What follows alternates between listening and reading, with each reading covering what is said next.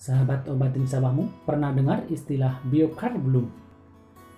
Nah, biokar adalah bahan padatan yang kaya akan yang namanya zat karbon organik sebagai hasil dari proses pembakaran tidak sempurna limbah-limbah organik, dan salah satu contoh biokar yang kaya akan kandungan karbon aktif yaitu adalah arang sekam.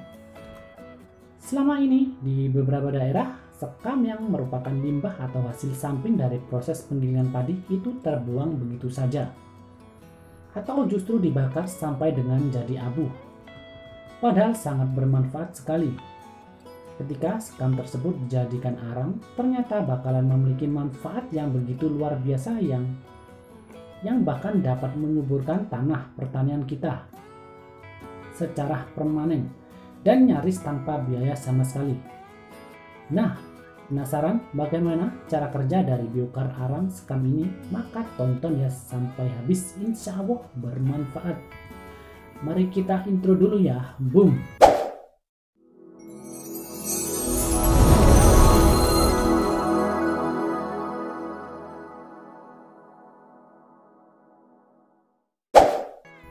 Saya doakan bagi yang subscribe, semoga rezekinya tambah lancar dan ilmunya tambah banyak.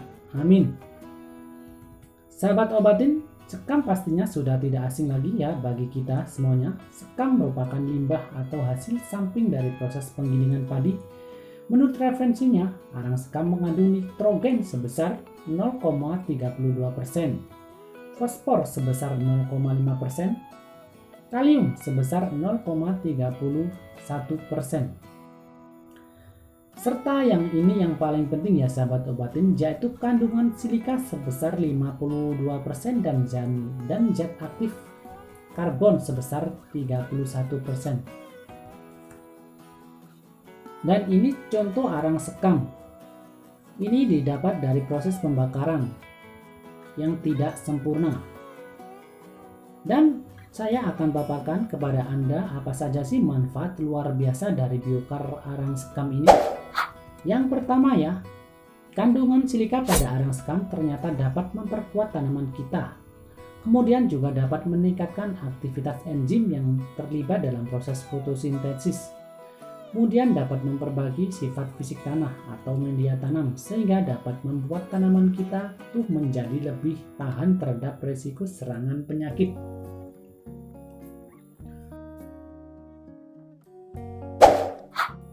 Kemudian yang kedua yaitu arang sekam dapat meningkatkan sirkulasi udara pada tanah pertanian kita, sehingga dapat meningkatkan sirkulasi udara secara otomatis dan meningkatkan porositas tanah.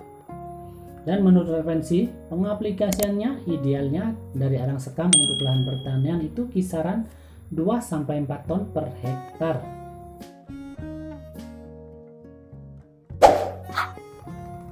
Kemudian yang ketiga, arang sekam dapat membuat agar unsur hara itu tidak mudah terbawa oleh air gitu ya sahabat obatin.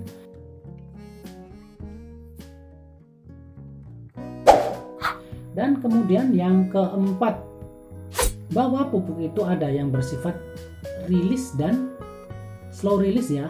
Nah, dengan adanya arang sekam yang dapat mempertahankan unsur hara, maka artinya memungkinkan pupuk yang semula itu sifatnya adalah fast release menjadi slow release ya sahabat obatin, atau dapat menyediakan unsur hara dalam jangka waktu yang panjang.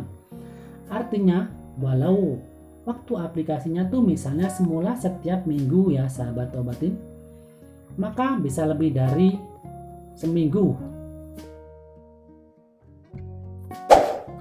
Kemudian yang kelima, arang sekam dapat membuat akar tanaman kita tuh dapat berkembang dengan lebih maksimal. Nah ini ya sahabat obatin, karena arang sekam dapat mencegah kepadatan tanah serta dapat meningkatkan porositas dan juga kemburan tanah, makanya akar tanaman kita menjadi dapat lebih leluasa menembus bagian-bagian tanah buat mencari sumber makanan. Kemudian yang keenam, arang sekam menurut referensinya ternyata sulit banget mengalami proses dekomposisi.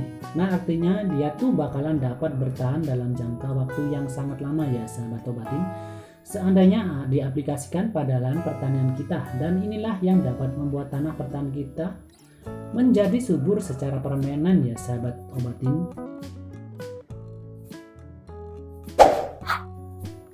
Kemudian yang ketujuh, arang sekam dapat membantu menaikkan pH tanah. pH tanah merupakan singkatan dari power of hydrogen, dan ada juga yang menyebutkan yaitu potential of hydrogen. Bayangkan ya, jika tanah pertanian kita pH-nya terlalu asam atau terlalu basah, maka unsur-unsur seperti nitrogen, fosfat, kalium, magnesium, dan juga sulfur tentunya tidak dapat diserap sempurna oleh tanamannya, maka mengakibatkan tanaman kita kekurangan unsur sehingga tanaman kita menjadi lebih kurus dan tidak tumbuh dengan maksimal. Maka dari itu, berikan arang sekam pada tanah pertanian kita agar tanah pertanian kita menjadi lebih subur dan juga meningkatkan pH tanah menjadi netral ya sahabat obatin selamu.